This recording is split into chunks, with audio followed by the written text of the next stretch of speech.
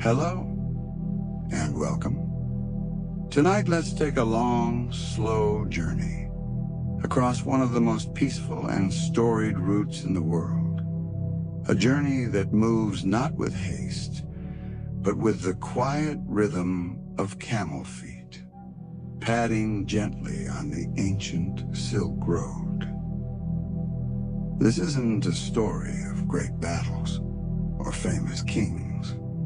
No. This is a softer story of soft winds, warm sands, flickering lanterns, and the quiet companionship of merchants and travelers who crossed great distances, not for conquest, but for connection. So breathe deeply, find a comfortable place to rest, and let your mind wander as we slowly walk through the past on the back of a gentle camel beneath a wide and sleepy sky.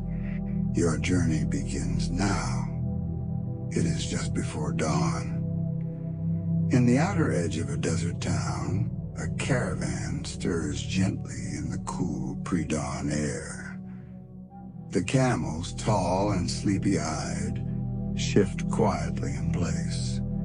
Their harnesses jingle ever so lightly, like tiny wind chimes on a breeze.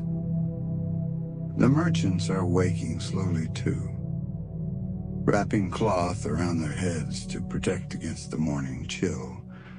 A soft kettle hisses over a low fire, brewing tea spiced with cinnamon and cardamom. You are among them, just another traveler with no great urgency. Your satchel carries spices and fabrics, small things for trade, wrapped carefully in cloth. A guide named Amir welcomes you softly with a nod. He has walked this road for years. He knows its rhythms. Today you begin not just a journey, but a way of life, the way of the Silk Road. The sun rises slowly. Golden light spills over low stone buildings and into the vast sand beyond. The caravan moves at a gentle pace. The sound of hooves in the sand is like a lullaby. Each step of the camel rocks you lightly, side to side, like a cradle. There's no rush here. Your mind is free to wander as you ride, watching the play of sunlight on golden dunes, the distant shimmer of heat, the soft flapping of flags tied to tall poles. A boy walks beside your camel, singing a slow song in a tongue you don't know. It rises and falls like the wind. By noon, the heat grows stronger, but the caravan finds shelter under a small grove of date palms. The camels rest again, chewing slowly, their shadows cast long and sleepy on the sand. The merchants sit in circles, sharing flatbread and dried apricots. Water is poured from earthen jars wrapped in wet cloth, cool from evaporation. You rest against your saddle, head wrapped in a soft scarf, feeling safe, far from the noise of towns and the rush of city life. Here, time moves with the sun, slow, easy, warm. That night, the caravan stops at a stone-built caravanserai, a traveler's inn on the edge of a rocky plateau. The courtyard is quiet, echoing only with the sound of water from a small fountain. Oil lamps are lit, their glow soft and flickering on stone walls. Meals are shared without rush lentils, rice, warm spiced meat. You find a sleeping space on a raised platform, roll out your blanket, and listen to the low, rhythmic breathing of the animals. Somewhere, someone is playing a reed flute, a slow and wandering melody that seems to stretch into the stars. Night falls gently over the caravanserai. The walls hold the warmth of the day, and the stars above shimmer like 1,000 non-soft lanterns. You lie on your back, wrapped in a woolen blanket, the scent of smoke and spices still lingering in the air. The flute music has faded now. All around you, fellow travelers rest quietly, the low murmur of a last whispered story, the yawn of a camel, the occasional shuffle of feet on stone. Overhead, the sky is vast and velvet dark. The stars do not shine sharply. They glow soft and far away, like old memories. You drift into sleep not because you must, but because the night invites you. The next morning brings cooler air and new terrain. The desert slowly gives way to rock and scrub.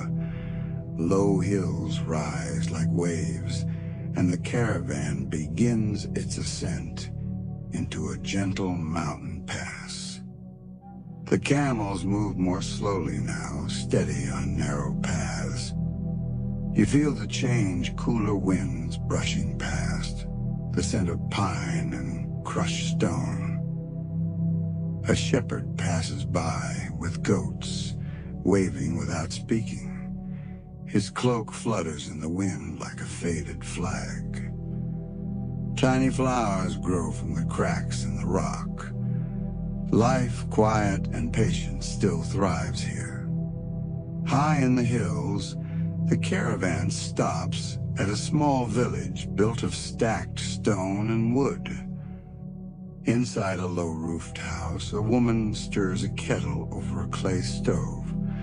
The smell is unusual, rich, salty, warm. She pours you a bowl of buttered tea made from black tea, yak butter, and a pinch of salt. You sip it slowly. It's strange at first, but comforting. Children peer from the doorways, curious but shy. A painted prayer flag flaps softly above, its colors faded by wind and time. You trade a small bolt of silk for dried herbs. No words are needed, just smiles, nods, and peace. As the caravan continues, time stretches like the road itself. There is no hurry, and so there is time for stories. Each merchant carries tales with their goods of cities where the trees bloom all the year, of markets where glass sings when touched, of bridges of silk and towers of ice. One old man speaks of a white fox that led him to a spring in the desert. No one asks if it's true. Stories on the Silk Road are not for proving. They are for passing on, like soft fabrics or laughter. You share a tale of your own about a dream of flying over sand. No one laughs. One traveler nods slowly and says, "Maybe you did." After many days, the caravan descends into a green valley, where a great river flows, lazy and wide. It glistens like melted silver in the sun. You follow the sound of birds in water.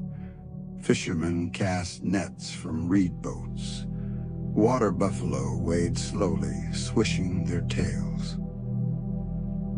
By the river's edge, the camels drink deeply, their long necks stretching down like cranes. The air smells of wet grass and sweet mud. You remove your shoes and feel the coolness of the earth beneath your feet.